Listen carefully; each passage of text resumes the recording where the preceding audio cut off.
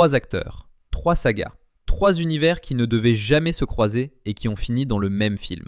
Aucun personnage de l'histoire du cinéma n'a vécu ce que Spider-Man a vécu. Rebooté 2 fois, enterré 2 fois, ressuscité 3 fois, et à chaque génération, un nouveau gamin enfile le masque, perd quelqu'un qu'il aime et apprend exactement la même leçon dans la douleur. Ce soir, on te raconte toute l'histoire de Spider-Man au cinéma, de 2002 à aujourd'hui, de Tobey Maguire à Tom Holland, de la première toile lancée au dernier claquement de doigts du box-office avec Brand New Day. 24 ans, 9 films principaux, 3 Peter Parker et une seule phrase qui les hante tous. Installe-toi, on ouvre la boîte. Pour comprendre ce que le premier Spider-Man a représenté, il faut se remettre en 2002. À l'époque, le film de super-héros n'est pas un genre roi, c'est un pari douteux. Batman s'est ridiculisé 5 ans plus tôt avec ses tétons en plastique, les X-Men viennent tout juste de prouver qu'on peut faire sérieux, et Marvel, qui sort à peine de la faillite, a vendu les droits de ses personnages aux plus offrants pour survivre. Les X-Men à la Fox, Hulk à Universal, et son joyau, Spider-Man, à Sony. Retiens bien ce détail contractuel, il va gouverner toute l'histoire qu'on raconte ce soir. Spider-Man, le personnage le plus rentable de Marvel,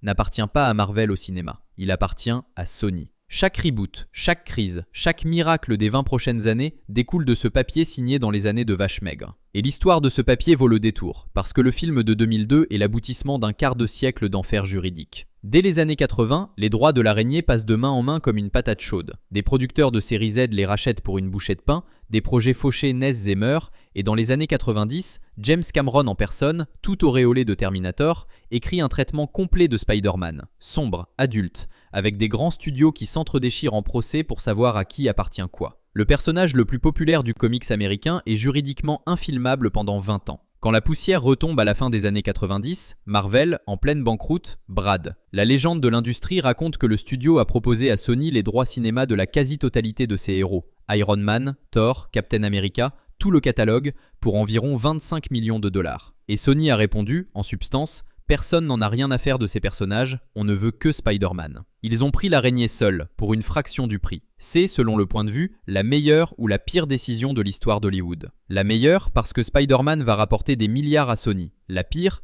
parce que le reste du catalogue refusé deviendra le MCU, la machine à cash la plus rentable de l'histoire du divertissement. Bref, en 2002, après 25 ans de purgatoire, l'araignée arrive enfin en salle, et une anecdote d'époque dit le monde dans lequel elle débarque. Le tout premier teaser du film, diffusé à l'été 2001, montrait un hélicoptère de braqueurs piégé dans une toile géante tissée entre les tours jumelles du World Trade Center.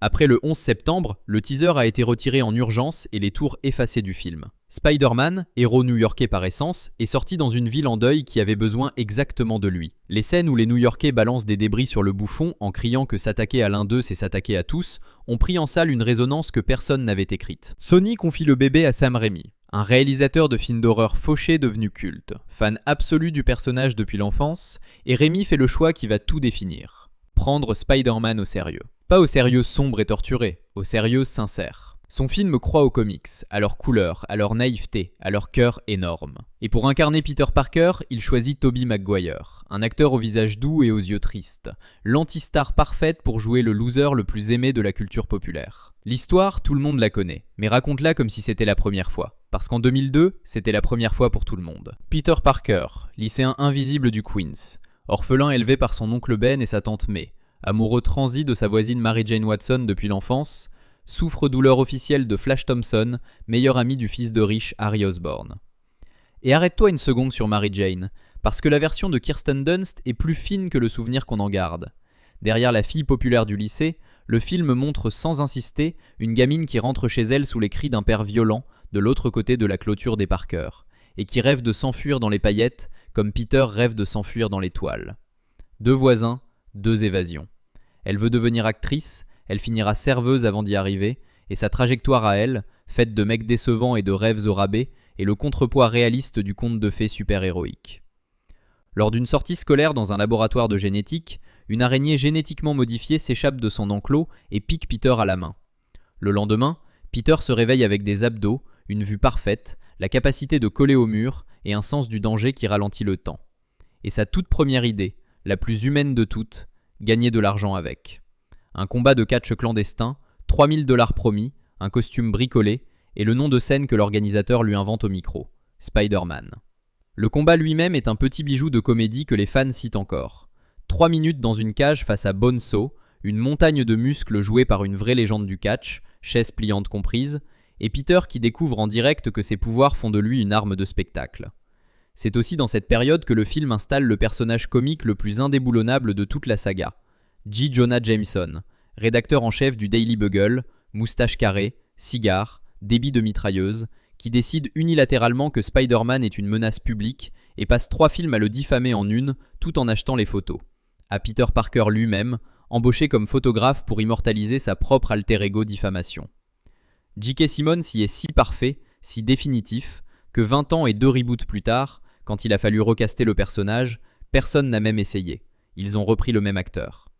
Le seul rôle de toute la saga à avoir survécu à tous les univers. Et c'est là que le film pose la scène qui définit le personnage pour l'éternité. L'organisateur du combat arnaque Peter sur la prime. Quelques secondes plus tard, un braqueur dévalise la caisse et s'enfuit en passant juste devant lui. Peter le laisse filer, par pure vengeance mesquine, avec un sourire. C'est pas mon problème. Le soir même, son oncle Ben, venu le chercher en voiture, est abattu par un carjacker. Peter poursuit le meurtrier à travers la ville, le coince dans un entrepôt et découvre son visage. C'est le braqueur. Celui qu'il a laissé passer. L'homme qu'il aurait pu arrêter en tendant simplement la jambe a tué la seule figure paternelle de sa vie. Et la dernière conversation qu'il a eue avec Ben, quelques heures plus tôt, était une dispute, autour d'une phrase que l'oncle lui avait dite dans la voiture. La phrase, celle que 3 générations de spectateurs connaissent par cœur. Un grand pouvoir implique de grandes responsabilités.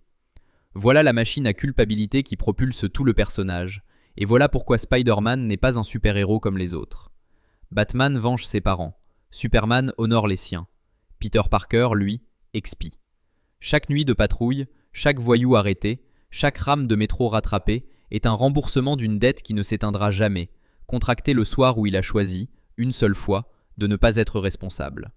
Le film comprend ça mieux que tous les autres films de super-héros de son époque, et c'est pour ça qu'il fonctionne encore. En face, Raimi installe son méchant, et c'est un miroir. Norman Osborn, le père de Harry, industriel militaire génial au bord de la faillite, qui teste sur lui-même une formule d'amélioration humaine instable pour sauver son entreprise. La formule marche et elle le rend fou. Norman développe une seconde personnalité, ricanante et meurtrière, qui lui parle dans les miroirs et exécute ce que l'homme d'affaires n'ose pas s'avouer vouloir. Le bouffon vert est né, planeur, bon citrouille et masque de métal. Et Willem Dafoe le joue avec une folie tellement habitée que le masque a longtemps été critiqué pour cacher le meilleur acteur du film. Sa première sortie publique donne le ton. Le festival de l'unité mondiale, en plein Times Square, où le bouffon vaporise le conseil d'administration qui venait de le virer de sa propre entreprise devant des milliers de témoins, pendant que Spider-Man improvise son premier sauvetage de balcon avec Mary Jane dedans. Et le film s'offre ensuite la meilleure scène de tension domestique de la trilogie. Le dîner de Thanksgiving chez Peter, avec May, MJ, Harry et Norman, qui aperçoit une entaille fraîche sur le bras de Peter, exactement là où le bouffon a blessé Spider-Man quelques heures plus tôt. Le regard de Dafoe qui fait le calcul à table, la politesse qui se fige, le départ précipité. Le père de ton meilleur ami sait qui tu es, et c'est le pire homme au monde pour le savoir. Le duel Spider-Man contre le bouffon culmine 2 fois. D'abord dans la scène du pont, où le bouffon force Peter à choisir entre sauver Mary Jane et sauver un tramway plein d'enfants, le dilemme responsabilité contre amour posé physiquement. Peter sauve les deux, à l'arrache, parce que c'est Spider-Man. Puis dans la ruelle finale, où Norman, vaincu, supplie Peter avec la voix du père de son meilleur ami, avant de commander en douce son planeur pour l'empaler dans le dos. Et entre les deux, il y a la scène, celle que même les gens qui n'ont jamais vu le film connaissent. La ruelle sous la pluie, Mary Jane agressée, Spider-Man qui démonte les voyous, et le remerciement suspendu tête en bas, le masque baissé jusqu'au nez, le baiser à l'envers sous l'averse. Le baiser inversé est instantanément entré au panthéon des scènes de cinéma, parodié 1000 fois, jamais égalé, élu meilleur baiser de l'histoire du grand écran par plusieurs classements, et il résume le charme Raimi en une image. Du romanesque pur, premier degré, assumé jusqu'au bout des lèvres. Le sens de l'araignée prévient Peter, qui esquive, et le planeur transperce son propre créateur. Mais remonte un peu, parce que ce duel final mérite mieux qu'un résumé. Il commence par la pire attaque de tout le film, le bouffon qui frappe Peter là où il vit, une citrouille incendiaire dans l'appartement de May, la vieille dame hospitalisée en pleine prière, puis Mary Jane enlevée et suspendue au sommet du pont de Queensboro, une poignée de gamins dans un tramway de l'autre main, le choix impossible qu'on a raconté. Et une fois les deux sauvés, Le bouffon traîne Spider-Man dans une ruine de briques et le démonte à main nue, méthodiquement, le passage le plus violent du film, jusqu'à la provocation de trop. Il promet de finir Mary Jane. Et là, le film montre pour la première fois ce que la colère de Peter Parker fait quand elle sort. Le gamin ensanglanté qui renverse le rapport de force et martèle le monstre contre le mur, avant de s'arrêter net devant le masque brisé et le visage de Norman en dessous, qui supplie avec la voix du père de son meilleur ami. Le reste, tu le sais. Le planeur commandé en douce, l'esquive, l'empalement. Norman meurt en suppliant Peter de ne rien dire à Harry. Peter ramène le corps au manoir comme on ramène un soldat. Harry le surprend penché sur la dépouille et conclut que Spider-Man a tué son père. Retiens cette graine de haine. Elle va pousser pendant toute la trilogie. Et le film se referme sur le choix qui définit la version Maguire du personnage. Aux funérailles de Norman, sous un ciel gris de novembre, pendant que Harry jure sur la tombe que Spider-Man paiera, Mary Jane, enfin, avoue à Peter qu'elle l'aime. Tout ce qu'il a toujours voulu, à portée de main. Et Peter refuse, parce qu'être avec lui, c'est devenir une cible, et que la responsabilité passe avant le bonheur. Il lui ment, il lui offre son amitié, et il s'en va, seul, se balancer entre les tours pendant que sa voix nous dit qui il est. C'est ma malédiction et mon cadeau. Qui suis-je ? Je suis Spider-Man. Le film explose tous les records de l'époque. Premier film de l'histoire à 100 millions de dollars en un week-end, et le cinéma de super-héros moderne, celui dans lequel on vit encore, commence très exactement là, avec un gamin du Queens qui renonce à la fille qu'il aime sur une tombe. 2 ans plus tard, Spider-Man 2, et il faut le dire d'entrée, pour une énorme partie de la critique et du public, c'est resté pendant 15 ans le meilleur film de super-héros jamais tourné, et certains le pensent encore. Petite anecdote de coulisses pour commencer, parce qu'elle donne le vertige rétrospectivement. Tobey Maguire a bien failli ne pas y être. Blessé au dos sur un tournage entre les 2 films, l'acteur voit le studio préparer sérieusement son remplacement. Et le nom en haut de la liste est Jake Gyllenhaal. Maguire sauve son rôle in extremis et Gyllenhaal devra attendre 15 ans pour entrer dans la saga par une autre porte. Retient son nom, on le recroise plus loin sous un bocal à poisson rond. Pourquoi ? Parce que Raimi a fait le film que personne n'attendait. Un film sur l'envie d'arrêter. 2 ans ont passé, et la double vie broie Peter Parker méthodiquement. Il enchaîne les retards, se fait virer de sa livraison de pizza, rate ses cours, déçoit Tante May qui n'arrive plus à payer sa maison, rate la pièce de théâtre de Mary Jane, qui s'est fiancée à un autre, un astronaute, fils du rédacteur en chef Jameson, le monde se moque. Et le corps lui-même lâche. Les toiles de Peter se mettent à faiblir, ses pouvoirs clignotent comme une ampoule en fin de vie, parce que son cœur n'y est plus. Le film ose la question interdite du genre. Et si le héros démissionnait ? Et Peter démissionne. Dans une scène restée culte, il jette son costume dans une poubelle de ruelle, réplique visuelle d'une couverture mythique des comics,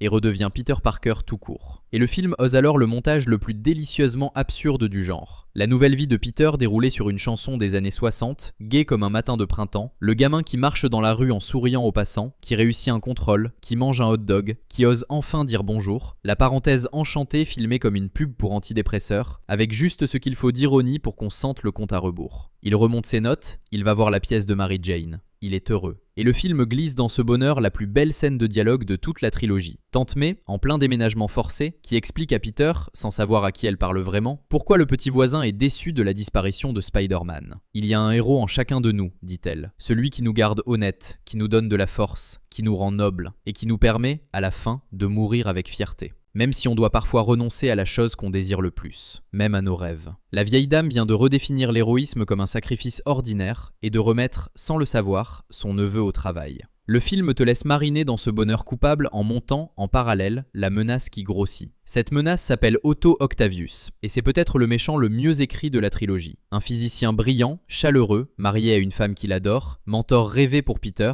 qui poursuit le rêve d'une énergie de fusion illimitée, contrôlée par 4 bras mécaniques intelligents greffés à sa colonne. La démonstration tourne à la catastrophe. La fusion s'emballe, sa femme est tuée, la puce qui bridait l'intelligence des bras grille, et Otto se réveille à la morgue, soudé à 4 serpents d'acier qui lui murmurent leurs envies. Le docteur Octopus qui en ressort n'est pas un monstre, c'est un homme en deuil possédé par ses propres outils, qui braque des banques pour reconstruire sa machine, persuadé de finir l'œuvre de sa vie pour honorer sa femme morte. Raimi filme ses bras comme un film d'horreur, et la scène de la salle d'opération est le sommet du genre en contrebande dans un film tout public.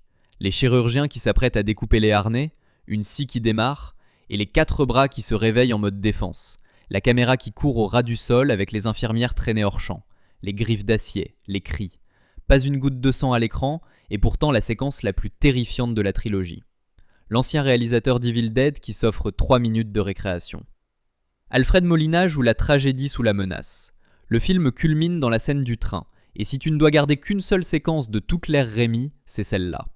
Octopus sabote les freins d'un métro aérien bondé, et Spider-Man, revenu au costume par nécessité, se met en travers. Il lance des toiles sur les immeubles qui défilent, une par une. Elles cassent, il en relance. Et il finit en croix à l'avant de la rame, le corps en extension totale, le masque arraché, à retenir des tonnes de métal par la seule force de ses bras qui se déchirent. Le train s'arrête au bord du vide.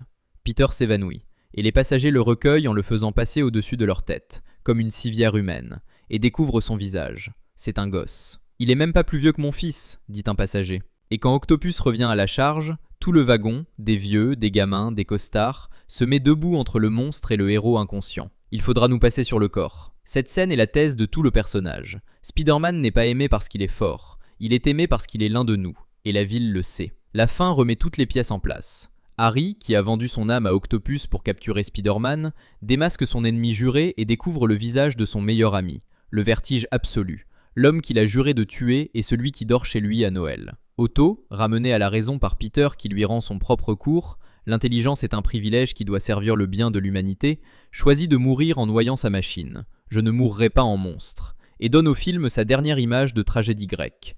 L'homme qui plonge avec son soleil artificiel. Les bras mécaniques enroulés autour de la sphère de fusion comme des serpents autour d'un cœur. L'invention et l'inventeur engloutis ensemble dans l'East River. La seule fin possible pour un savant qui avait promis à sa femme de changer le monde. Et Mary Jane, en robe de mariée, plante son astronaute devant l'hôtel et court jusqu'à l'appartement de Peter pour lui retourner son propre discours.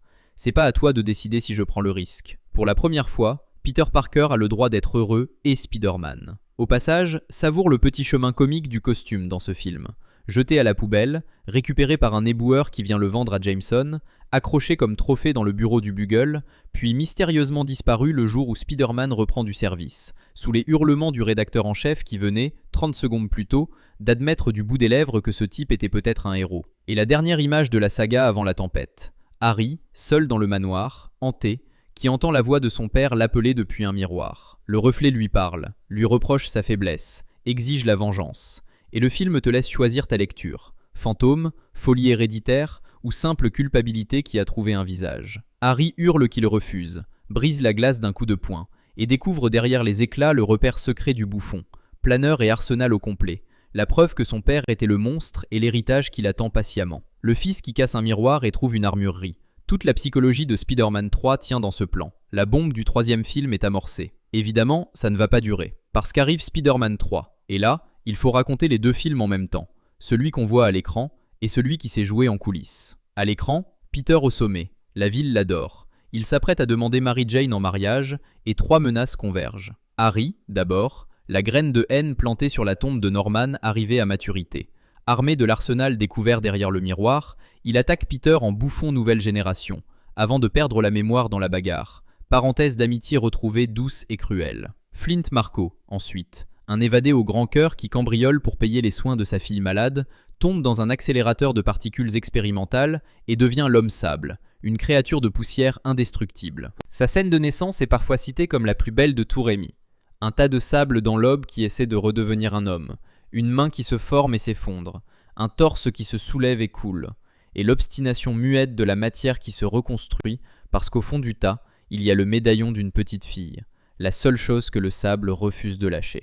3 minutes sans un mot, porté par la musique. Un monstre défini par l'amour avant d'avoir donné un seul coup. Et le film lâche ensuite sa bombe de rétro-continuité. C'est lui, le vrai tireur de la nuit où Ben est mort. Et enfin, la chose. Une météorite dépose sur Terre un symbiote noir. Une créature liquide qui se colle au costume de Peter et amplifie tout ce qu'il refoule. La rage, l'orgueil, la vengeance. Le costume noir rend Peter plus fort et plus dégueulasse. Il humilie Mary Jane. Il balance à Harry défiguré la pire phrase possible sur son père. Il démolit sa réputation. Et il exécute presque Sandman dans les égouts. Et oui, il y a la séquence de la honte. Peter en mèche émo qui danse dans la rue en se prenant pour un séducteur. La scène la plus moquée de la décennie, transformée depuis en mème éternel et dont la vraie lecture est pourtant limpide. C'est le ridicule volontaire d'un type bien en train de jouer au méchant sans savoir faire. La postérité en a d'ailleurs fait un personnage à part entière. Bully Maguire, le Peter arrogant des mèmes, avec sa démarche claquée et son pizza time, la trilogie Raimi vivant une seconde vie entière en format détourné, et c'est peut-être le plus bel hommage involontaire qu'Internet ait rendu à ces films. On ne m'aime que ceux qu'on aime. Au rayon des choix contestés, note aussi la Gwen Stacy version Raimi, blonde trophée de quelques scènes utilisées comme accessoire de jalousie, à des années-lumière de ce qu'une autre saga fera du personnage. Et le majordome des Osborn qui débarque au dernier acte pour révéler à Harry, en gros, qu'il savait depuis le début que Spider-Man n'avait pas tué Norman et qu'il avait juste oublié de le dire. 2 films de vendetta réglés par une conversation de couloir. Le fandom ne lui a jamais pardonné. Peter finit par comprendre, arrache le symbiote au sommet d'un clocher, les cloches l'affaiblissent, et la chose tombe sur le pire candidat possible, Eddie Brock, un photographe rival humilié publiquement par Peter, qui fusionne avec elle dans la haine partagée et devient Venom. En coulisses maintenant, parce que ça explique tout, Raimi ne voulait pas de Venom. Son plan, c'était Sandman et le vautour, ces méchants à l'ancienne. Le studio a exigé Venom, le chouchou des fans, et le film a dû caser 3 vilains, 2 intrigues amoureuses, une amnésie, une rédemption et une danse dans le même métrage. Le final réunit tout le monde sur un chantier de gratte-ciel. Venom et Sandman, alliés de circonstance, suspendent Mary Jane dans un taxi pris dans une toile géante à 30 étages du sol. Et Peter, seul contre un ennemi qui connaît tous ses coups et un autre qu'on ne peut pas frapper, comprend qu'il ne gagnera pas sans aide. Il va la chercher chez Harry, défiguré, qui lui claque la porte au visage. Et c'est le majordome et sa révélation tardive qui renvoient le fils Osborn au combat, sur le planeur de son père, mais dans l'autre sens. Harry débarque au chantier en cavalerie, et les 2 meilleurs amis se battent enfin dos à dos. La seule séquence de la trilogie où le duo fonctionne à plein régime. Les acrobaties combinées, la complicité retrouvée au pire moment possible. Puis le geste. Quand Venom retourne le planeur lame contre Peter, la même mort exactement que Norman, Harry s'interpose et prend les lames à sa place. Le fils meurt du coup qui a tué le père, sur la machine du père, pour sauver celui qu'il avait juré de tuer. Peter détruit le symbiote au son des barres de métal, une cage de tuyaux et une grenade citrouille. Eddie Brock plonge dans l'explosion pour rejoindre la chose qui l'avait rendu entier, et l'aube se lève sur les adieux. Harry qui meurt entre Peter et Mary Jane comme il a vécu, en tiers du triangle, je suis fier de toi. Puis la scène la plus sous-cotée de la trilogie, Flint Marco, dans la lumière du matin, qui raconte enfin à Peter la vraie nuit de la mort de Ben. Un accident, une arme qui part pendant que son complice le bouscule, un homme paniqué qui voulait juste de l'argent pour sa fille mourante, et qui vit avec ce fantôme depuis. Et Peter, qui a passé le film à vouloir le pulvériser, qui a goûté à sa propre part de ténèbres avec le symbiote, le regarde et lui dit « Je te pardonne ». Le premier Spider-Man se termine, en tant que saga, sur cette phrase-là, et c'est cohérent jusqu'au bout. Une histoire qui a commencé par une culpabilité impossible à rembourser se clôt sur l'apprentissage du pardon, donné à l'homme qui incarnait sa dette. Sandman se dissout dans le vent, pardonné. Le film rapporte le plus gros score de la trilogie tout en laissant tout le monde vaguement triste. Raimi prépare un Spider-Man 4 pour se rattraper, le vautour en méchant principal, John Malkovich pressenti pour le rôle, Anne Hathaway envisagée en Felicia Hardy, des concept art qui fuiteront des années plus tard, un créneau de sortie calé en mai 2011, et en janvier 2010, tout s'effondre sur un désaccord de calendrier et de scénario.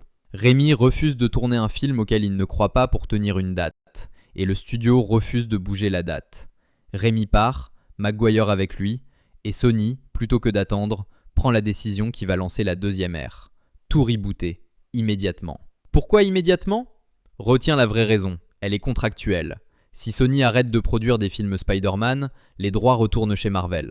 La deuxième saga ne naît pas d'une vision artistique, elle naît d'un compte à rebours. Bienvenue dans l'ère Amazing, la parenthèse, la saga que l'histoire a mal aimée et que le multivers allait venger 10 ans plus tard. 2012, 5 ans à peine après Spider-Man 3, le public retourne à la case départ. Nouvelle origine, nouvelle araignée, nouveau deuil d'oncle Ben. Sauf que cette fois, Peter Parker s'appelle Andrew Garfield, et le ton a changé. Plus moderne, plus skateboard, plus écorché. Ce Peter-là est un ado abandonné, hanté par la disparition de ses parents, parti une nuit de son enfance en le déposant chez oncle Ben et tante May, et jamais revenu. Le film construit son mystère autour du père, Richard Parker, scientifique d'Oscorp travaillant sur les hybridations génétiques. Et l'araignée qui pique Peter n'est plus un hasard, c'est un héritage. La quête du gamin croise le docteur Kurt Connors, l'ancien collègue de son père, un généticien manchot obsédé par la régénération, qui s'injecte son sérum au lézard et se transforme en créature reptilienne décidée à guérir l'humanité entière de sa condition humaine. Le lézard est un méchant de série B assumé, mais le film contient une scène que les fans de Garfield brandissent depuis 15 ans comme la preuve de ce que sa version avait dans le ventre. Le pont de Williamsburg, les voitures suspendues dans le vide par les toiles après le passage du lézard, et dans l'une d'elles, un petit garçon paniqué, coincé, les flammes qui commencent. Spider-Man descend, et le gamin hurle, terrorisé par le masque autant que par le feu. Alors Peter l'enlève. Il tend le masque à l'enfant, il lui dit son prénom, il lui promet que le masque le rendra fort, et il transforme le sauvetage en jeu. Mets-le, il va te donner des pouvoirs, pendant que la voiture décroche centimètre par centimètre. Le gamin grimpe, le masque sur la tête, porté par une voix qui compte avec lui, et le père en larmes sur le tablier du pont récupère son fils des mains d'un inconnu qui se rhabille dans l'ombre. C'est la thèse Garfield dans une scène. Un Spider-Man dont le super pouvoir principal est de parler aux gens qui ont peur. Et c'est cette scène-là, pas une bagarre, qui paiera sa place plus tard dans le multivers. Mais rembobinons au début du film, parce qu'avant le lézard, il y a le rite de passage obligatoire à refaire. Et note bien comment il le refait, parce que ça compte pour notre fil rouge. L'oncle Ben de cette version, bourru et chaleureux, ne prononce jamais la phrase sacrée. Son discours à Peter, le dernier avant la balle, dit autre chose avec les mêmes tripes. « Ton père vivait selon un principe, disait-il.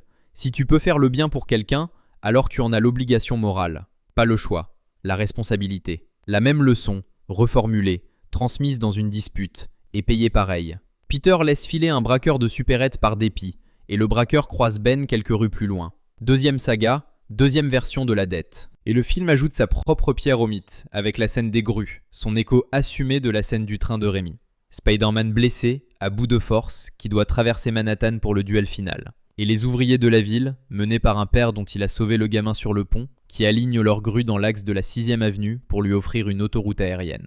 New York qui porte son héros, encore, toujours. C'est la tradition que chaque saga doit honorer une fois, et celle-là le fait avec des gilets jaunes et des projecteurs. La vraie réussite du film est ailleurs, cela dit, et elle a un nom.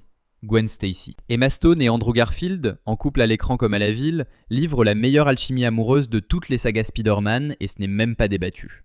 Gwen n'est pas la fille à sauver, c'est la première de la classe, stagiaire chez Oscorp, plus intelligente que Peter, dans la confidence du secret presque immédiatement, et partenaire actif de chaque bataille.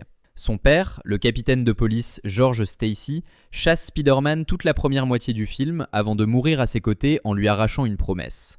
Tiens ma fille à l'écart de tout ça. Promesse que Peter trahit au bout de 10 minutes de film suivant, parce qu'il est amoureux, et le spectateur avec lui.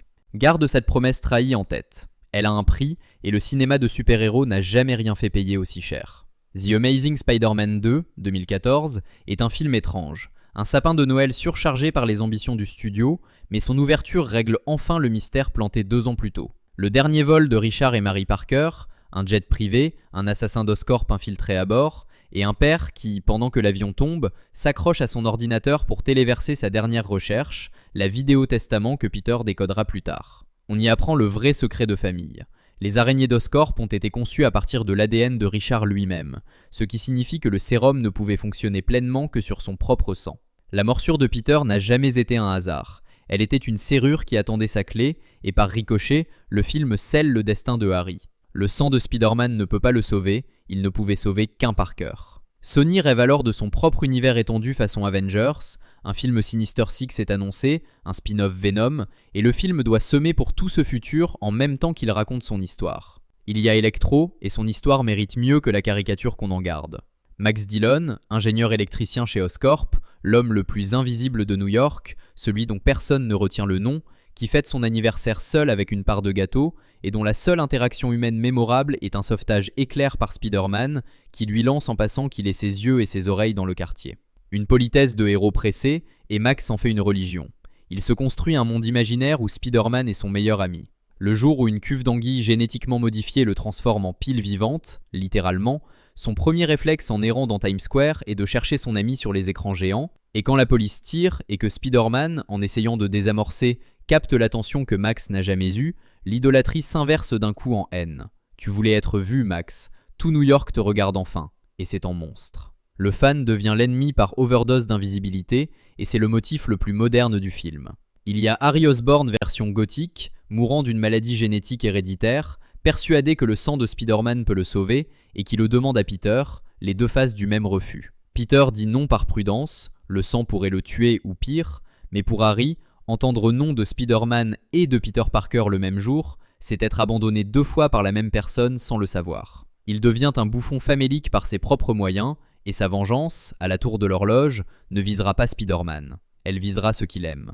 Il y a les mystères du père Parker élucidés dans un wagon de métro secret. Et il y a, en toute fin de film, le plan qui résume l'hubris du projet Sony. Un homme mystérieux qui traverse un coffre-fort secret d'Oscorp où dorment, alignés comme des reliques, des ailes mécaniques de vautours et des tentacules robotiques, la vitrine du Sinister Six annoncée, l'étagère des méchants futurs exposée avant même que le présent soit assuré. Ce couloir est aujourd'hui un petit musée de l'orgueil.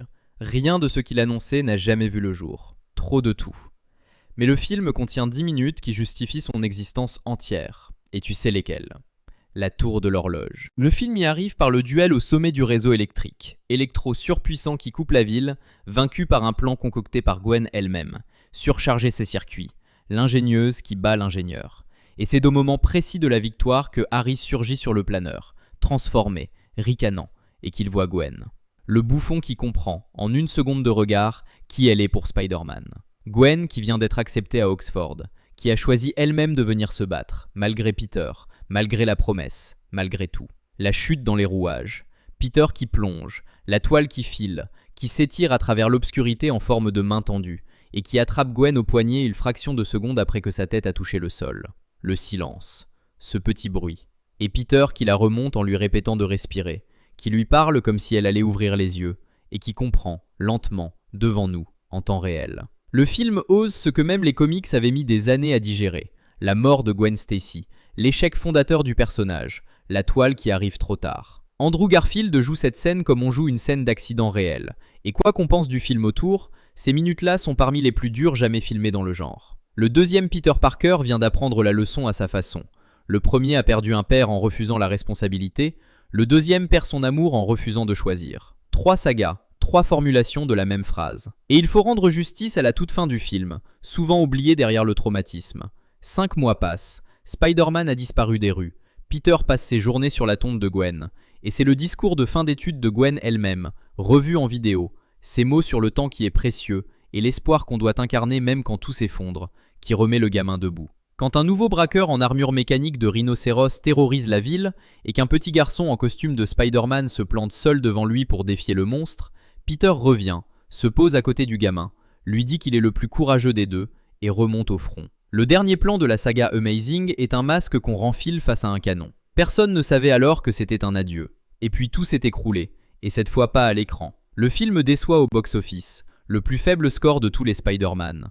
Les plans du Sinister Six s'évaporent, et fin 2014, le piratage historique de Sony Pictures déverse sur Internet les emails internes du studio, où le monde entier découvre, noir sur blanc, des négociations secrètes entre Sony et Marvel Studios au sujet de l'araignée. Le scandale accélère l'inévitable. En février 2015, l'annonce tombe. Historique, impensable 5 ans plus tôt. Sony et Marvel ont conclu un accord de partage. Sony garde les droits, le box-office et le Final Cut, mais Spider-Man rejoint l'univers cinématographique Marvel, produit par Kevin Feige, libre d'apparaître aux côtés des Avengers. Andrew Garfield l'apprend comme tout le monde. Son Spider-Man 3 n'existera jamais. Sa saga s'arrête en plein deuil, sur un héros brisé qui remet à peine le masque. Retiens cette fin en suspens, cette carrière amputée, ce Peter resté coincé dans sa pire heure. Le multivers s'en souviendra pour toi. Et fais le point avec moi une seconde, parce qu'on est au milieu exact de l'histoire et le tableau est fou. 2 sagas mortes en 12 ans, un réalisateur légendaire parti en claquant la porte, un jeune premier viré par email interposé, un studio piraté, humilié, au pied du mur, et un personnage qui, à travers tout ça, n'a jamais valu aussi cher. La suite est le plus gros pari industriel de l'histoire du blockbuster. Confier le joyau de Sony à son concurrent direct, marier 2 studios ennemis autour d'un adolescent, et rebooter le héros le plus rebooté du cinéma une 3e fois en 14 ans, devant un public qui a très clairement le droit d'être fatigué. Spoiler, ça va être un triomphe. Mais sur le papier, en 2015, c'était de la folie pure. L'ère MCU commence par un coup de théâtre de casting. Le nouveau Peter Parker s'appelle Tom Holland, 19 ans, ancien danseur de Billy Elliot sur scène, gymnaste capable de faire ses propres flips, et surtout, pour la première fois, un Peter qui a réellement l'âge du rôle. Et son entrée en scène est la plus culottée des 3. Pas de film solo, pas d'origine, pas d'Oncle Ben à l'écran. Spider-Man numéro 3 débarque en invité dans le film des autres, Captain America Civil War, en 2016. Recruté en plein conflit des Avengers par un Tony Stark qui a besoin de renforts et qui a repéré le gamin de YouTube qui arrête des voitures à main nue dans le Queens. La scène de recrutement dans la chambre de Peter est un modèle d'économie. Tony Stark, assis sur le lit d'un ado du Queens, le plafond au plancher surchargé de bricolage, le milliardaire qui repère en 10 secondes le vieux PC retapé et les toiles maison, la vidéo YouTube du type qui arrête une voiture à 40 km/h projetée depuis sa montre, tu croyais que personne ne t'avait vu? Et Peter qui plaide, la voix qui déraille, la tirade fondatrice de sa version. Quand on peut faire ce que je fais et qu'on ne le fait pas, et qu'ensuite les mauvaises choses arrivent, c'est de notre faute. Le même credo que les deux autres, reformulé par un gosse de 15 ans, sans qu'aucun oncle ne meure à l'écran cette fois. La saga fait confiance au public pour connaître la messe. Puis l'aéroport de Leipzig, le cri de guerre le plus attendrissant du MCU, Under Oath. Et le gamin surexcité qui vole le bouclier de Captain America en s'excusant, cite un vieux film pour faire tomber un géant et commente chaque échange comme un fan en sortie scolaire. En 8 minutes de temps d'écran, le MCU a réglé ce que 2 origines complètes avaient déjà raconté. Et le public a adopté le 3e Peter à l'unanimité. Le pari du recasting le plus risqué de la décennie était gagné avant même le premier film solo. Ce film solo arrive en 2017, Homecoming, et il assume son programme dans le titre. Le retour à la maison, au lycée, au quartier. Fini les tours de verre, ce Spider-Man rate le bus, fait ses toiles en cours de chimie et rêve de devenir un Avenger comme on rêve d'entrer en équipe première. Son mentor l'en empêche justement. Stark lui a confié un costume high-tech et une consigne. Reste au sol, occupe-toi des petites gens. Et Peter ronge son frein en interceptant des vols de vélo, flanqués de la meilleure invention comique du film, Ned. Le meilleur pote qui découvre le secret en lâchant un casque de Lego. Et qui se rêve en gars à la chaise, l'homme derrière l'écran qui guide le héros, le sidekick le plus attachant de la saga. Petite graine pour les connaisseurs. Au détour d'un interrogatoire de rue, parmi les clients du trafiquant d'armes, un certain Aaron Davis, qui mentionne avoir un neveu dans le quartier. Ce neveu, dans les comics, s'appelle Miles Morales. Le MCU a planté l'autre Spider-Man en une réplique et n'a toujours pas récolté. En face, le film installe le meilleur méchant de l'ère MCU du personnage, Adrian Toomes, le vautour. Un entrepreneur de chantier ruiné par les grandes fortunes après la bataille de New York, celle du premier Avengers. Tu vois comme tout se recoue? Reconverti en trafiquant d'armes aliens par pure logique de classe. Les puissants se servent, pourquoi pas nous? Michael Keaton, l'ancien Batman devenu l'homme-oiseau d'en face, joue ça en père de famille pragmatique, pas en monstre. Le film déroule alors sa route d'apprentissage, et elle est jalonnée de morceaux de bravoure taillés pour ce Peter-là. Le costume Stark qui se révèle bourré de gadgets et d'une intelligence artificielle de bord, Karen, à qui le gamin raconte sa vie comme à une grande sœur, 500 combinaisons de tirs de toile et un mode létal qu'il s'empresse de désactiver, le sauvetage du monument de Washington, ses potes de l'équipe de science coincés dans un ascenseur au sommet de l'obélisque, et Peter qui doit vaincre son vertige et escalader le monument le plus surveillé d'Amérique pendant que Karen lui fait la conversation. Et le ferry de Staten Island, coupé en deux dans sa longueur par une arme alien, que Spider-Man essaie de recoudre à la toile, bras en croix au milieu des deux moitiés qui s'écartent, jusqu'à l'arrivée d'Iron Man et de l'engueulade fondatrice, la confiscation du costume et la phrase « Si tu n'es rien sans le costume, c'est que tu ne le mérites pas ». Et le film garde pour lui le twist le plus efficace de la saga. Le soir du bal du lycée, Peter sonne chez sa cavalière Liz et c'est Toomes qui ouvre la porte. Le vautour est le père de sa copine. La scène de voiture qui suit. 3 personnages, 2 conversations superposées, le méchant qui comprend en direct à qui il parle, dans le rétroviseur, est un modèle de tension sans un seul coup de poing. Le final inverse tous les codes du blockbuster. Privé de son costume high-tech par un Stark déçu, si tu n'es rien sans le costume, c'est que tu ne le mérites pas, Peter affronte le vautour en survêtement bricolé, se fait ensevelir sous un immeuble et se relève seul, écrasé, en pleurant, en se répétant son propre nom dans le sommet héroïque du film. Pas de pouvoir cosmique, juste un gamin sous des gravats qui décide de pousser. Il sauve même son ennemi de sa propre explosion, refuse la promotion chez les Avengers qu'on lui offre enfin et choisit le quartier. Et le film offre à son méchant la meilleure scène post-combat de la saga. Toomes en prison, approché dans la cour par un détenu tatoué d'un scorpion qui a des comptes à régler avec l'araignée et qui a entendu dire que Toomes connaît son identité. Et l'homme qui a tout perdu à cause de Spider-Man regarde le type droit dans les yeux et répond que si il savait qui c'est, il serait déjà mort. Le vautour ment pour protéger le gamin qui a sauvé sa fille et sa vie. Un méchant qui finit sa trajectoire sur un acte de grâce. Homecoming avait vraiment le meilleur écrit de tous. Spider-Man des petites gens, cette fois pour de bon. Puis le grand MCU le rattrape et le broie. Infinity War, 2018. Thanos, tu connais l'histoire, on t'a fait la vidéo. Le jour où le vaisseau Anneau apparaît au-dessus de Manhattan, Peter est en sortie scolaire dans un bus. Son bras se hérisse, il demande à Ned de faire diversion et s'éjecte par la fenêtre. Adieu l'excursion. Il rejoint le combat, se fait aspirer vers l'espace en s'accrochant au vaisseau, sauvé de l'asphyxie par la nouvelle armure que Stark lui déploie en vol, l'Iron Spider aux 4 pattes dorées, et se fait officiellement adouber en orbite. Bienvenue chez les Avengers, gamin. La phrase qu'il attendait depuis 2 films, prononcée dans les pires circonstances possibles.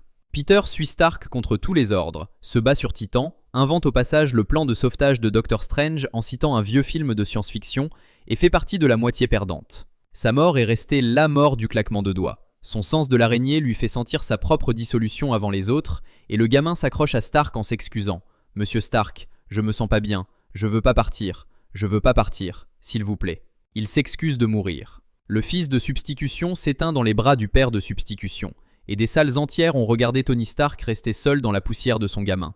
Endgame répare, 5 ans plus tard. Peter revient dans les portails de la bataille finale, ressuscité comme la moitié de l'univers, et son retour au combat est un condensé de tout le personnage, le débrief surexcité à Stark en pleine apocalypse. Vous vous souvenez quand on était dans l'espace ? Et le passage du gantelet, la course relais la plus chère de l'histoire du cinéma, où le gamin submergé par une armée entière active enfin, en hurlant, le mode létal instantané qu'il avait désactivé par principe 2 films plus tôt, avant d'être sauvé par la cavalerie au grand complet, porté d'abord par les femmes du MCU alignées autour de lui. Il retrouve un Stark qui le serre enfin dans ses bras, la première vraie étreinte de leur relation. Il l'avait esquivé en voiture 3 films plus tôt. C'est pas un câlin, je t'ouvre juste la portière. Et il le perd 30 minutes plus tard, définitivement, agenouillé près de l'armure éteinte, devant le bûcher du claquement de doigts inverse. Aux funérailles, le gamin du Queens se tient au milieu des dieux, des rois et des légendes, orphelin une 3e fois. Far From Home 2019 est le film de ce deuil-là, et il ouvre sur le meilleur gag méta du MCU. Le clip hommage du lycée aux disparus, diapo comic sans et musique au clavier, qui explique en 30 secondes l'inexplicable. La moitié des élèves a disparu 5 ans et est revenue sans vieillir, si bien que des petits frères sont devenus des grands frères et que la moitié de la classe a redoublé le temps d'une apocalypse. Le blip, comme tout le monde l'appelle désormais, traité en journal télévisé lycéen. Le MCU digère son propre traumatisme cosmique en 3 blagues, et le film peut commencer. L'Europe, le voyage scolaire, le plan de Peter pour souffler et avouer ses sentiments à MJ, la nouvelle MJ, Zendaya, ironique et brillante, et partout, des fresques géantes d'Iron Man qui le regardent, un monde entier qui demande au gamin qui sera le prochain. Et des lunettes en héritage. Edith, les clés d'un arsenal orbital que Stark lui a légué comme on lègue une couronne trop lourde. Là-dessus surgit le sauveur parfait, Quentin Beck, alias Mysterio, un guerrier d'une autre dimension venu combattre des monstres élémentaires, héroïque, chaleureux, exactement la figure paternelle dont Peter a besoin, au point que le gamin, soulagé, lui refile Edith de son plein gré. Et savoure le casting, parce que la boucle promise tout à l'heure se referme ici. Mysterio est joué par Jake Gyllenhaal, l'homme qui avait failli remplacer Tobey Maguire 15 ans plus tôt. L'acteur qui a raté le rôle de Spider-Man revient jouer un imposteur qui se fabrique un rôle de héros. Le cinéma a parfois le sens du détail. Évidemment, tout est faux. Mysterio est un ancien employé de Stark, viré et vexé, à la tête d'une troupe d'anciens employés vexés, et ces monstres sont des hologrammes projetés par des drones. Le méchant de l'ère de la désinformation, un menteur professionnel qui fabrique de la menace pour vendre du sauveur. Les séquences d'illusion qu'il inflige à Peter sont le sommet visuel du film, et parmi les plans les plus audacieux de tout le MCU. Un enchaînement de cauchemars gigognes où l'espace ment, Peter qui court dans un Berlin qui se replie sur lui-même, des dizaines de Mysterio qui l'encerclent dans un vide noir, MJ qui chute d'un pont avant de se dissoudre, une boule à neige géante, des couloirs de miroirs, et le coup de grâce, une silhouette d'Iron Man en armure fissurée qui s'extrait de sa propre tombe pour ramper vers le gamin. Le deuil de Peter transformé en arme par un illusionniste qui a fait ses devoirs. La séquence se termine sur une leçon de cruauté. Beck fait parler Peter dans l'illusion, lui soutire l'information clé, puis le fait percuter par un train. Le tout dans un film estampillé comédie de vacances. Mais le vrai cœur du film bat plus discrètement. Dans un avion privé, en pleine déroute, Peter, effondré, avoue à Happy Hogan, le garde du corps en deuil lui aussi, qu'il n'y arrive pas, que partout où il va, il voit le fantôme de Tony, que le monde s'est trompé d'héritier. Et Happy le regarde bricoler son nouveau costume sur la table de fabrication, en musique, et comprend ce que le spectateur comprend avec lui. Tony aussi bricolé comme ça. L'héritage n'est pas dans les lunettes, il est dans l'établi. Peter le bat en apprenant à faire confiance à son instinct, le sens de l'araignée retrouvé au milieu du mensonge, et croit avoir gagné. Sauf que Mysterio, mourant, a préparé sa vengeance posthume. Dans la scène de fin, en plein Manhattan, un faux montage diffusé aux infos accuse Spider-Man du carnage de Londres et lâche au monde entier la seule information qui ne se répare pas, son nom, son visage. Spider-Man s'appelle Peter Parker. Et la cerise sur ce gâteau empoisonné, le présentateur qui balance la bombe à l'antenne n'est autre que J. Jonah Jameson. De retour, même acteur, même moustache, recyclé en polémiste de web télé complotiste, la mise à jour parfaite du personnage pour l'époque. Écran noir. Et pour l'anecdote de coulisses, parce que cette saga en a toujours, quelques semaines après la sortie, le deal Sony-Marvel a réellement explosé. Désaccords financiers, communiqués au vitriol, Spider-Man officiellement sorti du MCU pendant un mois de panique mondiale des fans, avant que les deux studios ne se rabibochent, poussés, dit la légende, par Tom Holland lui-même qui a appelé les grands patrons en personne. Le troisième Peter a failli être annulé par contrat comme le deuxième.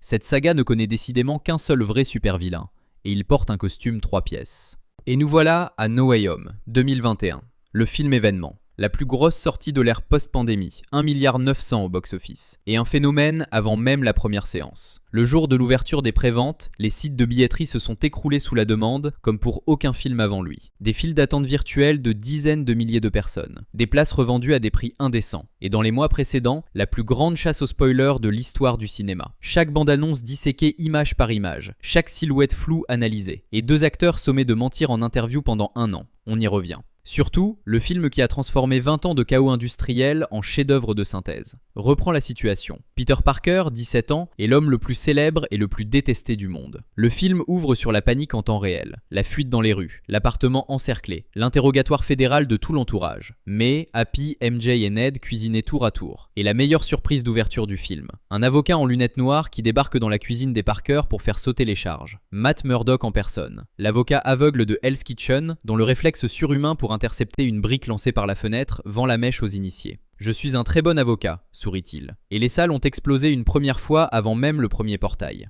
Les charges tombent, mais le tribunal de l'opinion, lui, ne relaxe personne. Son identité publique détruit tout ce qu'elle touche. MJ, Ned et lui sont recalés de toutes les universités par simple contamination médiatique. Tante May est harcelée, et le gamin, incapable de réparer ça à coups de poing, va frapper à la seule porte magique qu'ils connaissent, le sanctum de Doctor Strange. Sa demande, un sort pour que le monde oublie que Peter Parker est Spider-Man. Strange accepte, et pendant l'incantation, Peter fait du Peter. Il interrompt, amende, renégocie en direct. Mais pas MJ, pas Ned, pas May, pas. Et le sort, torturé 6 fois, se corrompt et implose. Strange le confine dans une boîte, furieux, mais le mal est fait. La fissure est ouverte, et elle ne donne pas sur l'oubli. Elle donne sur le multivers. Le sort détraqué a appelé, à travers toutes les réalités, tous ceux qui savent que Peter Parker est Spider-Man. Et ils arrivent. Le Docteur Octopus de Spider-Man 2, tentacules et manteaux, qui se matérialise sur un pont en cherchant son Peter Parker et qui trouve un gamin inconnu. Et leur premier duel est un petit chef-d'œuvre de retrouvailles raté. Ock démonte l'autoroute pour atteindre celui qu'il croit être son vieil ennemi, arrache le masque et se fige. Tu n'es pas Peter Parker.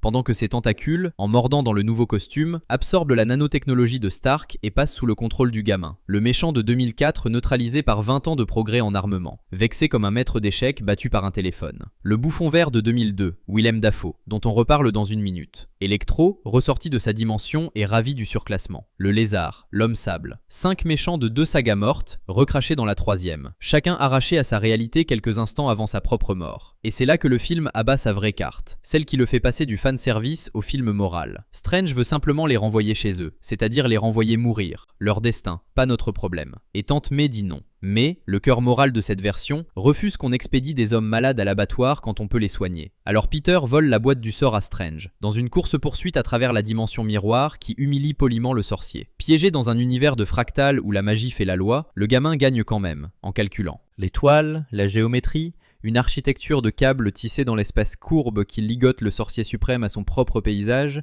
tu sais que la dimension miroir, c'est surtout des maths. Et les maths, c'est mon truc. Strange confisqué de sa boîte, largué au bout du multivers avec sa cape, et le lycéen rentre soigner ses monstres. Peter transforme l'appartement de sa tante en clinique pour super-vilains, réparer la puce d'Octopus, purger Electro, guérir Osborn de son bouffon. Sauver les méchants. Aucun film de super-héros n'avait jamais fait de ça sa mission principale. Et ça explose, évidemment, parce que le bouffon est le bouffon. Norman Osborn, le vieil homme perdu qui pleurait dans un refuge, laisse remonter l'autre. Et Willem Dafoe, 20 ans après, sans masque cette fois, le visage nu et fendu de ce sourire, livre une performance qui a terrifié une nouvelle génération.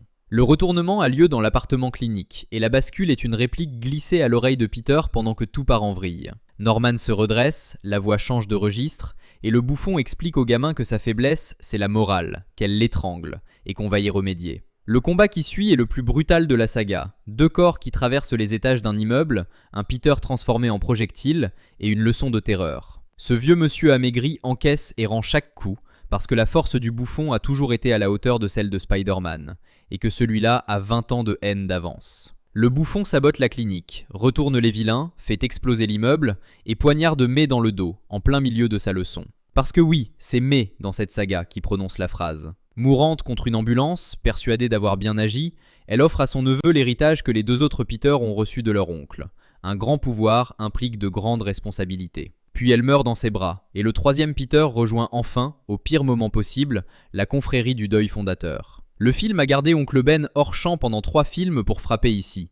La leçon ne compte que payer au prix fort, et chaque Peter la paye. Ce qui suit est la scène que 2 générations de fans attendaient sans oser y croire, malgré les fuites, malgré les rumeurs, malgré les dénégations d'acteurs devenus un sport national, et c'est le moment de payer la promesse de tout à l'heure. Pendant 1 an, Andrew Garfield et Tobey Maguire ont nié leur présence au casting dans chaque interview, et Garfield en a fait une performance d'acteur à part entière. Des démentis outrés, des haussements d'épaules, je ne suis pas dans le film, j'aurais adoré qu'on m'appelle, au point que sa campagne de mensonges est devenue après coup un mème et un objet d'admiration. Le rôle le plus convaincant de sa carrière joué gratuitement sur les plateaux télé. Ned, avec l'anneau magique de Strange, tente de localiser Peter Parker.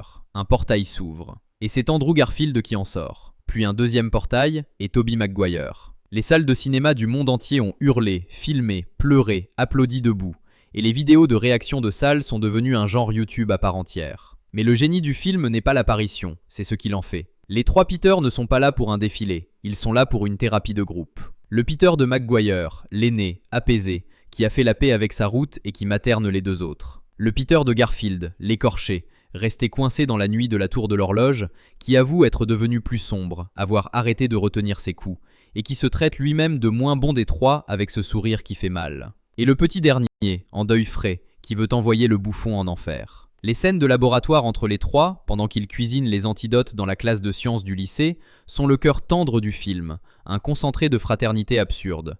L'aîné qui confirme « Oui, les toiles sortent de mon corps », à 2 cadets fascinés qui bricolent leurs cartouches, la comparaison des ennemis « Tu t'es battu contre un extraterrestre, moi mon pire adversaire était en sable », le craquement de dos de l'aîné remis en place par le cadet, la quarantaine du super-héros en une image, et l'aveu qui fait mal en passant.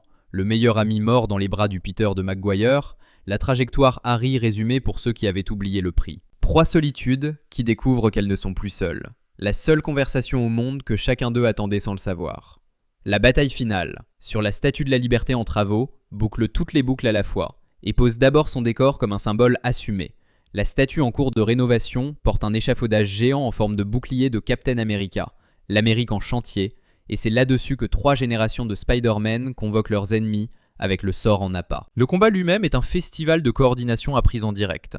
Les 3 qui se rentrent dedans se marchent sur les toiles, jusqu'au temps mort génial en plein chaos, le petit dernier qui impose un briefing d'équipe accroché à une poutre, chacun son vilain, chacun son antidote, et la machine se met enfin à tourner, les relais de toile, les doubles balancements, la trinité perchée un instant côte à côte sur la torche avant de replonger, l'image d'affiche que personne n'avait osé rêver. Les 3 Spider-Man guérissent les vilains un par un. Sandman rendu à sa fille, le lézard redevenu Connors, Electro purgé et réconcilié avec le Spider-Man de son monde dans un petit échange complice qui referme leur histoire. Et surtout, les 2 rachats que le multivers devait à ses aînés. Quand MJ chute du haut de l'échafaudage, exactement comme Gwen, la même chute, cadrée pareil, c'est le Peter de Garfield qui plonge, qui la rattrape à temps, qui la serre contre lui.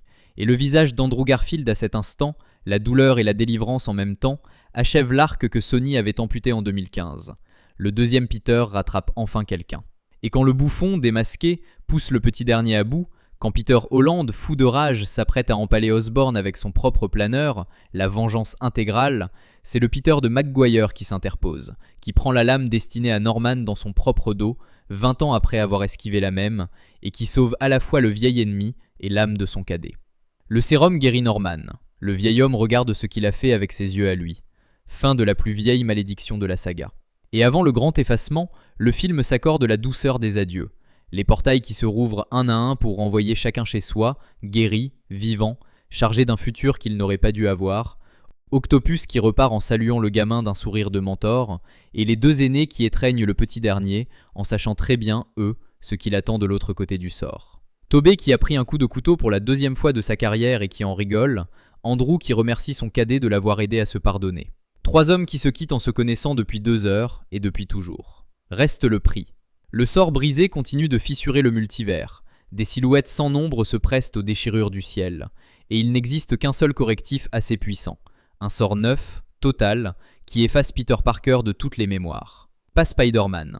Peter. Chaque personne qu'il a connue, MJ, Ned, Happy, le monde entier, oubliera qu'il existe. Et c'est Peter lui-même qui le demande à Strange, en connaissance de cause, l'anti-Civil War de son personnage. Le gamin qui a corrompu un sort pour ne rien perdre, choisit d'en lancer un pour tout perdre. Le dernier échange entre les deux, suspendu dans la nuit au-dessus de la ville pendant que le ciel se déchire, est la plus belle scène de Strange dans tout le MCU. Le sorcier qui a passé le film à traiter Peter en gamin irresponsable lui demande pardon d'avance, lui rappelle que le monde entier oubliera et que lui aussi, Stephen Strange, oubliera qui il est. Et le gamin répond que c'est justement ça, le plan, et qu'il faut le faire quand même. Fais-le. Le sorcier obéit à l'adolescent, et quelque part dans cet échange, le MCU acte que son plus jeune héros vient de devenir son plus adulte. Il promet à MJ qu'il la retrouvera, qu'il lui réexpliquera tout. Le sort tombe. Et dans la scène du café, quelques semaines plus tard, Peter en face d'une MJ qui ne le reconnaît pas, le discours préparé dans la poche, il regarde le petit pansement qu'elle porte au front, séquelle d'une bataille dont elle ne sait rien, il sourit, il range le discours, et il commande un café. Il la laisse libre, heureuse, admise à son université, hors de danger. Le film se referme sur un studio minuscule, une machine à coudre, un costume rouge et bleu cousu main, sans Stark, sans technologie, sans personne, et un Spider-Man anonyme qui plonge dans la neige de New York. 3 films pour arriver au point de départ des 2 autres. Un gamin seul, pauvre, inconnu, responsable. Le MCU a mis 6 ans à fabriquer son Peter Parker, et il l'a fabriqué en lui retirant tout. Et c'est exactement là que Brand New Day ramasse le personnage, en juillet 2026. Et on va rester sans spoiler, promis, le film vient de sortir. Le pitch officiel suffit. Plusieurs années ont passé depuis le sort. Peter Parker est à la fac, dans un monde qui ne se souvient pas de lui, Spider-Man à plein temps et Anonyme à plein temps, en train de regarder de loin ses anciens amis vivre des vies où ils n'existent plus. Le titre est un clin d'œil direct au lecteur. Brand New Day, dans les comics, c'est précisément l'ère qui suit l'effacement magique de l'identité de Peter, le nouveau départ au goût de cendre. Ce qu'on peut dire sans rien gâcher, c'est le dossier de production, public depuis des mois. Un nouveau réalisateur, Destin Daniel Treton, l'homme de Shang-Chi, qui remplace John Watts après sa trilogie. Zendaya et Jacob Batalon de retour dans un monde qui a oublié leur meilleur ami. Et un casting d'invités qui a fait hurler Internet à chaque annonce. John Bernthal en Punisher, le justicier le plus radical de l'écurie Marvel face aux héros qui refusent de tuer, Mark Ruffalo, et Sadie Sink, la star de Stranger Things, dans un rôle gardé secret jusqu'à la sortie, dont l'identité a alimenté 1 an de théorie. Ajoute une anecdote de tournage devenue célèbre. Tom Holland victime d'une commotion sur une cascade, production suspendue 1 semaine, et le film ajoute une menace décrite par le studio en une phrase parfaite pour notre époque. Un ennemi que personne ne peut voir. Le reste, tu iras le découvrir en salle, comme la planète entière est en train de le faire. Et les chiffres définitifs sont tombés cette semaine. 168 millions de dollars le premier jour, record absolu, 360 millions sur le week-end d'ouverture en Amérique du Nord, ce qui détrône officiellement Avengers Endgame et fait de Brand New Day le plus gros démarrage domestique de toute l'histoire du cinéma. Et 932 millions dans le monde, deuxième lancement mondial de tous les temps derrière ce même Endgame. 24 ans après le premier film, l'araignée ne casse plus seulement les records, elle les détient. C'est peut-être la seule constante de toute cette histoire. 2 mots quand même sur les branches qu'on a laissées de côté, pour la carte complète. Pendant que les 3 Peter divaient leur saga, Sony a fait fructifier son coin d'univers. Les films Venom avec Tom Hardy, la romance comique entre un journaliste et son symbiote, 3 films et un carton public que la critique n'a jamais digéré, et No Way Home s'est même offert le clin d'œil de raccord, avec un Eddie Brock aspiré dans le multivers le temps d'un post-générique, reparti chez lui en oubliant, un petit résidu noir de symbiote sur un comptoir de bar. On n'en dit pas plus, mais les initiés savent que ce genre de tâche ne reste jamais inerte très longtemps. Le reste du Sonyverse sans Spider-Man a connu un destin plus cruel. Morbius, dont on ne dira rien par respect pour les morts, puis Madame Web et Kraven le Chasseur en 2024, 2 échecs publics et critiques si nets que Sony a officiellement rangé l'expérience. L'univers étendu sans l'araignée au centre, tout le monde avait prédit que ça ne tiendrait pas, et tout le monde avait raison. Et surtout, du côté de l'animation, la trilogie Spider-Verse et Miles Morales, considérée par beaucoup comme le sommet artistique de tout le personnage, tous supports confondus. Mais ça, c'est un autre univers, littéralement, et il mérite sa propre boîte. Un jour, promis. Alors, prenons de la hauteur, toile au point, et posons la vraie question. Pourquoi lui? D'abord, les chiffres, parce qu'ils racontent leur propre histoire. Le premier film de 2002 dépasse les 800 millions de dollars, un séisme pour l'époque. La trilogie Raimi tourne entre 800 et 900 millions par film, les Amazing fléchissent vers les 700, premier signal d'usure. L'ère MCU repart de 880 millions pour Homecoming, franchit le milliard avec Far From Home, premier Spider-Man milliardaire, explose à 1,9 milliard avec No Way Home, et Brand New Day vient d'ouvrir à 932 millions dans le monde en un seul week-end, avec au passage le record domestique absolu arraché à Endgame. En 24 ans, l'araignée n'a jamais cessé d'être l'une des valeurs les plus sûres du cinéma mondial, à travers 3 acteurs, 2 quasi-faillites créatives et un piratage de studio. Aucune autre licence n'a survécu à autant de chaos avec cette santé. Pourquoi ce personnage-là traverse-t-il les époques, les reboots, les procès de studio et les changements d'acteurs, quand tant d'autres héros s'usent en une trilogie? La réponse tient dans ce que les 3 sagas, chacune à sa manière, ont toutes raconté. Regarde la structure. 3 Peter, 3 deuils fondateurs, la même leçon.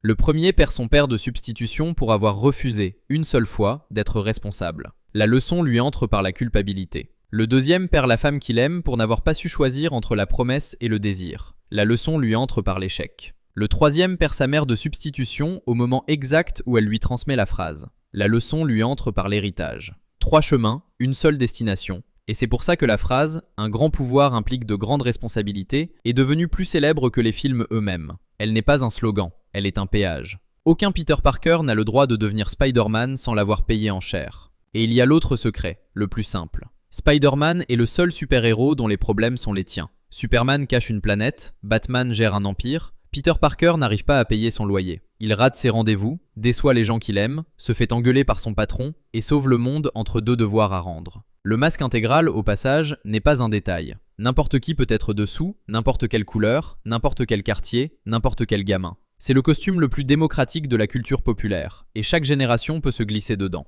Voilà pourquoi on a pu recaster le personnage 2 fois en 10 ans sans le tuer. L'exploit impossible pour un Batman ou un James Bond sans années de débat. Parce que Spider-Man n'a jamais été un visage, c'est une situation. Un gamin ordinaire, un pouvoir immense, une dette infinie, et la décision, chaque matin, de payer quand même. Et pendant qu'on y est, note le motif caché dans la galerie de méchants, parce qu'une fois qu'on le voit, on ne voit plus que lui. Les grands ennemis de Spider-Man au cinéma sont presque tous des pères. Norman, le père de son meilleur ami, qui dîne à sa table avant d'essayer de le tuer. Octopus, le mentor rêvé devenu monstre. Tooms, littéralement le père de sa copine, qui le menace dans une voiture en allant au bal. Mysterio, la figure paternelle de substitution fabriquée sur mesure pour combler le deuil de Stark. Même le symbiote est une mauvaise influence qui murmure. Le gamin sans père de la culture populaire passe sa vie de cinéma à affronter des paternités corrompues, et à choisir, film après film, de ne ressembler à aucune.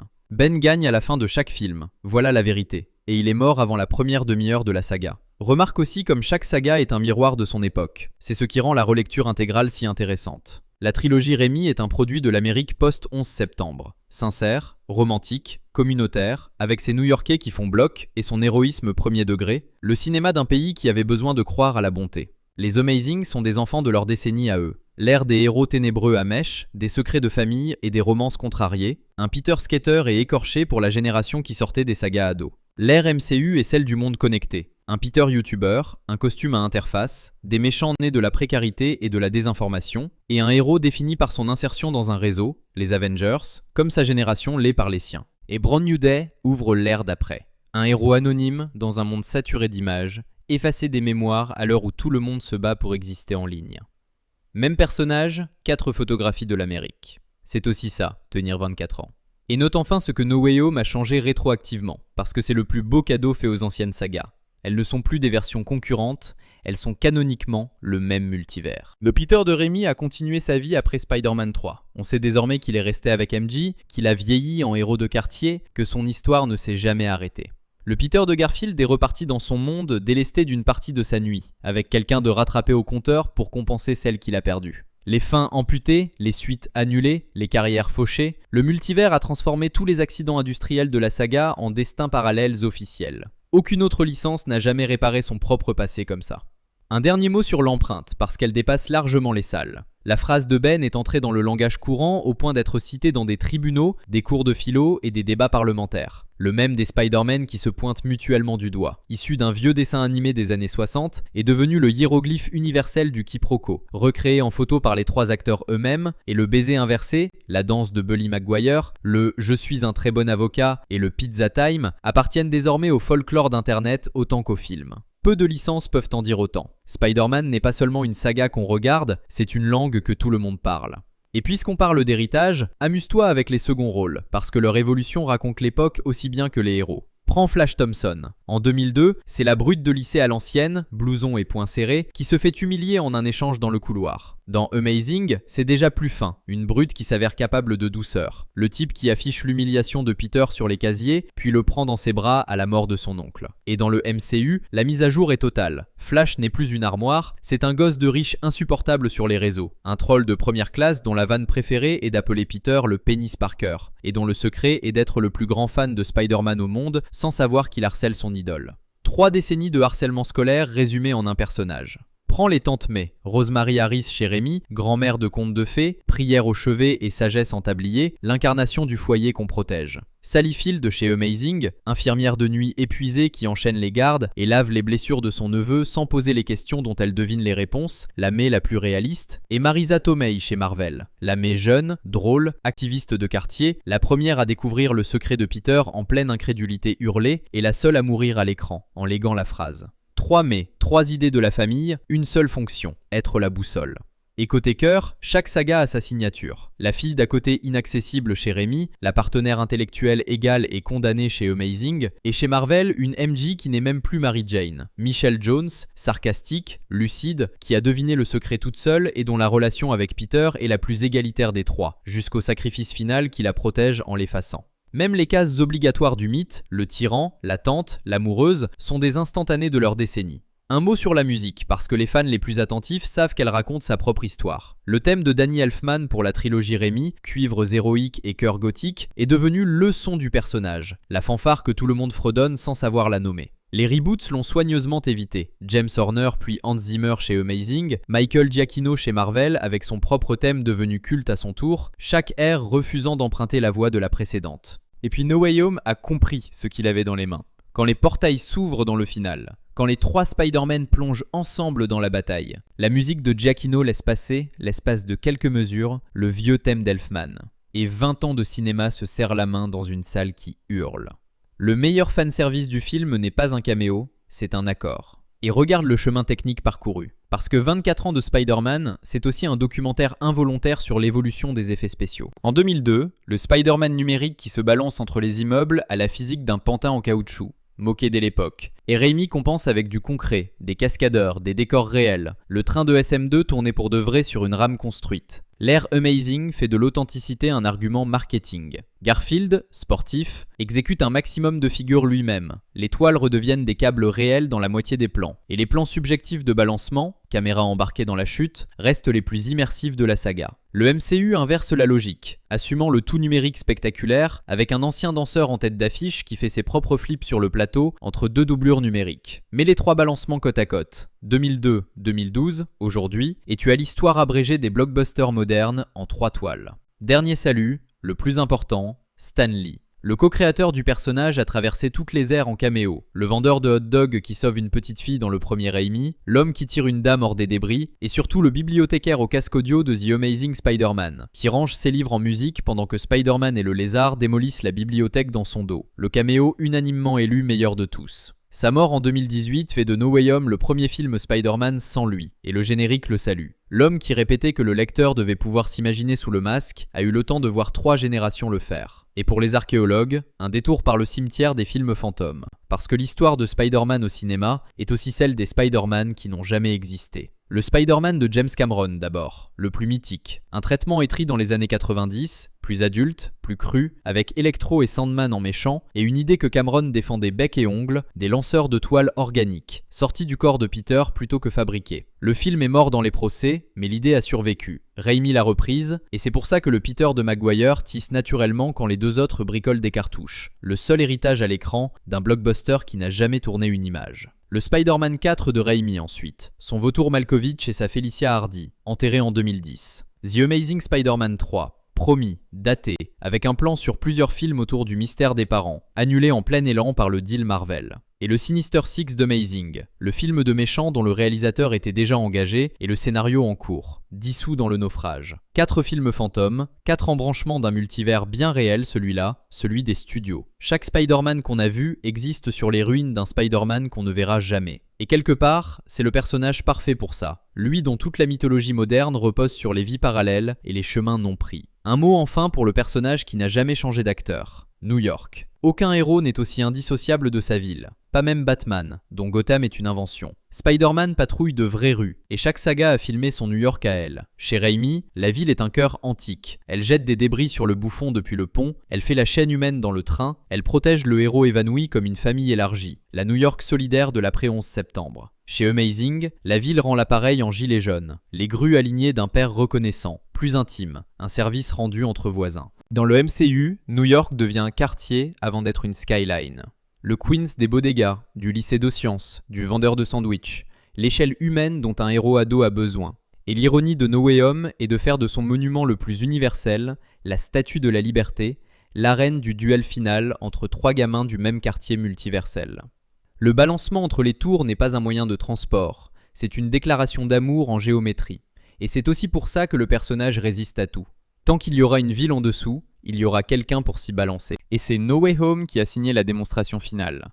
En réunissant les 3 acteurs, il a prouvé que les 3 Peter étaient le même, non pas malgré leurs différences, mais à travers elles.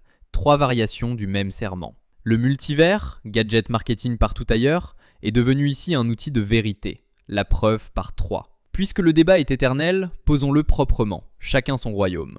Tobey Maguire, c'est le cœur, la sincérité désarmante, le Peter le plus fragile et le plus digne, celui dont les silences pèsent, l'incarnation définitive de la mélancolie du personnage, et le Spider-Man des scènes de foule, le train, le pont, l'homme que New York porte. Andrew Garfield, c'est le corps et la blessure, le meilleur Spider-Man physique des 3, l'acrobate, le vanneur, en combat le plus fidèle aux comics, et l'acteur qui a joué la perte la plus dévastatrice de toute la saga. Un Peter génial coincé dans les mauvais films, réhabilité par le multivers avec les honneurs. Tom Holland, c'est l'âge et l'élan. Le seul vrai adolescent du lot, l'énergie pure. Le gamin qu'on regarde grandir sur 6 films, de l'aéroport de Leipzig au studio à machine à coudre. Et l'incarnation qui a eu droit à l'arc le plus long et le plus cruel. Le bon classement ? Il n'existe pas. Chaque génération défend son premier Spider-Man comme on défend sa Madeleine. Et c'est très exactement ainsi que le personnage survit. Et pour finir proprement, la frise complète d'un seul trait, comme on aime le faire ici. 2002, l'araignée mort, Ben meurt. La phrase est prononcée, le genre super-héros moderne naît. 2004, Octopus, le train, le sommet du genre. 2007, le symbiote, la danse, la saturation, le pardon de Sandman. 2010, Spider-Man 4 s'effondre, Raimi et Maguire sortent. 2012, Reboot, Garfield, Gwen, la promesse au père mourant. 2014, la tour de l'horloge, la toile qui arrive trop tard, le box-office qui décroche, et le piratage Sony qui expose les négociations secrètes. 2015, l'accord historique Sony-Marvel, la saga Amazing amputée. 2016, Holland débarque dans Civil War et vole le film en 8 minutes. 2017, Homecoming, le vautour, le quartier. 2018, Titan, la poussière, je veux pas partir. 2019, Endgame, les funérailles, puis l'Europe, Mysterio, l'identité révélée et le divorce-remariage express des studios. 2021, No Way Home, les 5 vilains, la mort de May, les 3 Peter, le sort d'oubli, le costume cousu main. 2026, Brand New Day, le monde a oublié Peter Parker, le box-office ne l'a pas oublié, plus gros démarrage domestique de tous les temps, Endgame détrôné. 24 ans, 3 hommes, un masque. Alors oui, Brand New Day ouvre un nouveau chapitre, avec un Peter effacé du monde, revenu au strict point zéro du personnage, plus proche que jamais du gamin fauché des comics. La boucle de 24 ans est bouclée et elle repart. Parce que c'est ça, la vraie fin de toute histoire de Spider-Man, et il n'y en a pas d'autre. Le gamin remet le masque et il retourne bosser. Et voilà, tu connais maintenant toute l'histoire de Spider-Man au cinéma. Des tétons en plastique de l'ère pré-Raimi au record mondial de Brand New Day. 3 hommes, un masque et une phrase payée 3 fois. Si ce récap t'a plu, abonne-toi, c'est gratuit. Et contrairement à Sony et Marvel, on ne se disputera jamais ta garde. Dis-nous en commentaire ton Spider-Man préféré. Tobey, Andrew ou Tom. Le débat est ouvert et il ne sera jamais fermé. Et quel univers tu veux voir dans la prochaine boîte? On lit absolument tout. Et si t'en veux encore, le prochain récap t'attend déjà à l'écran. Allez, à très vite dans la boîte à récap.